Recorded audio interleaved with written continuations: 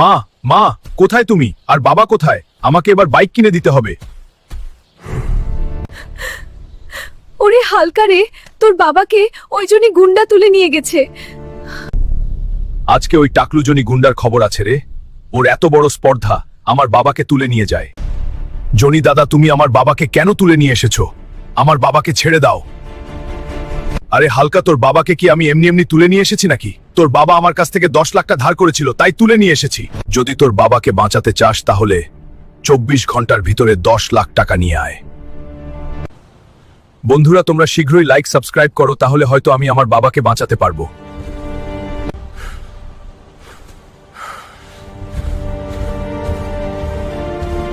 হে আল্লাহ, তুমি আমাকে শক্তি দাও, আমি যেন এই কালুয়া পালোয়ানকে হারাতে পারি এবং 10 লাখ টাকা জিতে নিতে পারি। বন্ধুরা, তোমরা পার্ট 2 দেখতে চাইলে লাইক এবং সাবস্ক্রাইব করো আর কমেন্টে লেখো পার্ট 2।